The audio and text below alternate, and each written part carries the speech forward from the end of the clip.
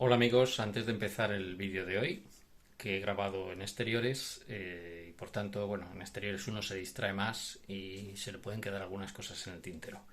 Quería simplemente aclarar que el vídeo de hoy va sobre la memoria a largo plazo del superdotado y esta es una memoria un poco particular y esto se me había olvidado decirlo. Porque no es una memoria a largo plazo como la que tiene todo el mundo. Es decir, sé que se acuerdan de acontecimientos del pasado, los rememoran y ya está, sino que en nosotros la memoria a largo plazo tiene muchísimos detalles. Es como si lo volviéramos a vivir. Y eso se me había quedado y es algo realmente importante. Por eso quería hacer esta pequeña cuña para aclararlo antes. Es una memoria que es como si se activara otra vez de nuevo. Y esto, claro, la vivencia me refiero. Deja muy perplejos a los neurotípicos porque especialmente cuando tú les recuerdas algo que te hicieron en el pasado, bien sea en lo malo o en lo bueno, se quedan bastante alucinados. Entonces quería decir esto porque esto es un poco la explicación que motiva el vídeo de hoy. Así que nada, adelante con el vídeo. Un saludo y hasta otra. Hola amigos, bienvenidos a un vídeo más sobre este canal de superdotación intelectual. Esta vez estamos transmitiendo en directo desde la España profunda, lugar que nos surte de un montón de anécdotas. Y aquí es muy fácil entender lo que es la superdotación, porque no hace falta sino enfrentar tus características psicológicas con la de esta enorme caterva de rústicos insensibles que le rodea a uno todos los días. Sí, sé que parece elitista lo que estoy diciendo, pero es una verdad como un piano. Y creo que, como dice la Biblia, aunque no la lea mucho, la verdad os hará libres, ¿no? Pues eso es un poco el asunto, es decir, que en la medida en que nosotros somos capaces de entender las diferencias cognitivas entre nosotros y los demás, pues podemos ayudar a otras personas explicando en qué consisten dichas diferencias.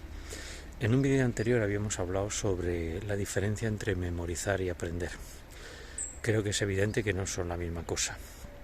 A pesar de que los sistemas educativos enfaticen mucho la memoria, porque están hechos por terrícolas y por tanto están adaptados a sus características.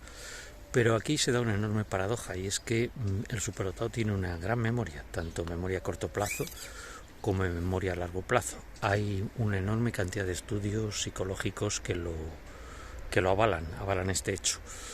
En el caso de estudios realizados con la memoria a corto plazo, tanto la memoria visual como la memoria de lenguaje están muy desarrolladas en los superdotados. Eso no significa que a los superdotados les guste utilizar la memoria, porque la mayor parte de superdotados consideran que la memoria es una especie como de función menor de la inteligencia y ellos prefieren dedicarse a la creatividad y a otros logros de tipo más podríamos decir estimulantes, ¿no? La memoria es más bien pasiva, es registrar una información, no es procesarla, y a la mayor parte de superdotados eso no les gusta. Pero en cualquier caso, lo que veníamos a hablar en el vídeo de hoy es el hecho de que la mayor parte de superdotados, y es una característica que los define, tienen una gran memoria a largo plazo. Y es de lo que vamos a hablar hoy. La memoria a largo plazo es una característica muy desarrollada de los superdotados. De hecho, se considera casi como un elemento diferenciador de los mismos. Y en este sentido podríamos decir que la memoria a largo plazo tiene ventajas e inconvenientes. Una de las ventajas que sin lugar a dudas tiene la memoria a largo plazo es el hecho de poder acordarnos de cosas agradables, pero también tiene una parte negativa, y es que la memoria a largo plazo puede llevarnos a pues a recordar hechos del pasado que no sean demasiado agradables y a tenerlos presentes en la vida diaria, ¿no? Esto, lógicamente, cuando cumples años, pues se te van acumulando eventos, ¿no? O evidencias del pasado, y esto hace que mucha gente con la que te relacionas desde hace mucho tiempo se le olviden estas cosas, y sin embargo a ti no. Y esto hace que muchas veces se nos tache de rencorosos, cuando lo cierto es que no es tanto rencor, sino el hecho de que el pasado está muy vivo en nosotros. Nos acordamos perfectamente de hechos y de evidencias que han ocurrido hace muchos años, mientras que a los demás se les olvida. Y esto es muy evidente, por ejemplo, en muchos casos en los que se nos pueden hacer algún tipo de trastadas, o se nos pueden hacer algún tipo de pues de cosas desagradables y nosotros nos seguimos acordando de esto perfectamente.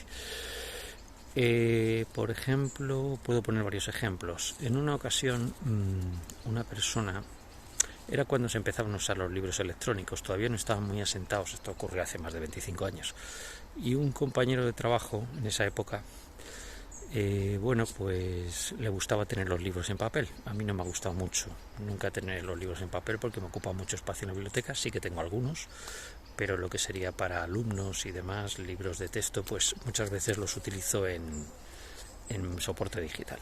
Entonces tengo el disco duro lleno de libros en soporte digital. ¿Qué ocurre? Que este compañero no era de la misma opinión. Y los profesores universitarios normalmente recibimos ofertas de las editoriales, me refiero a editoriales grandes, como puedan ser Academic Press, como puedan ser Penrose, como pueda ser Kluwer, en fin, editoriales muy diferentes.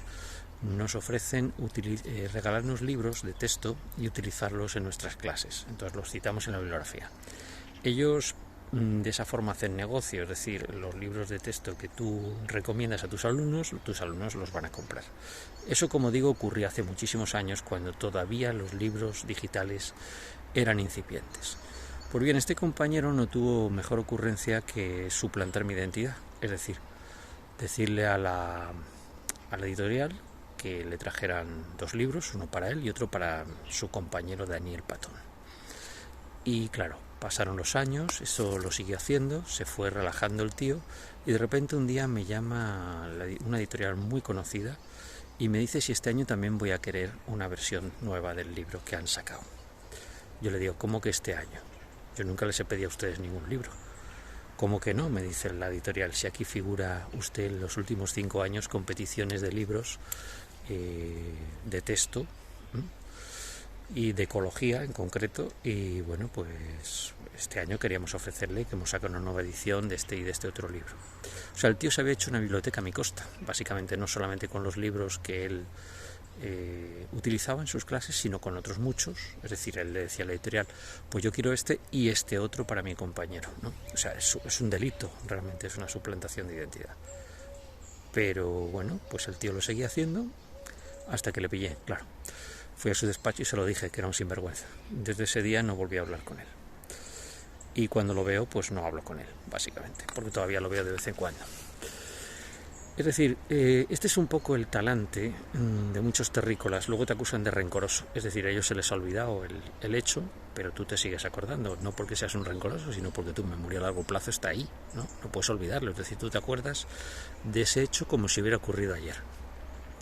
En la memoria de este tipo, eso ocurrió hace 25 años y tú ya lo tendrías que haber superado, digamos. De esas puedo poner muchos ejemplos.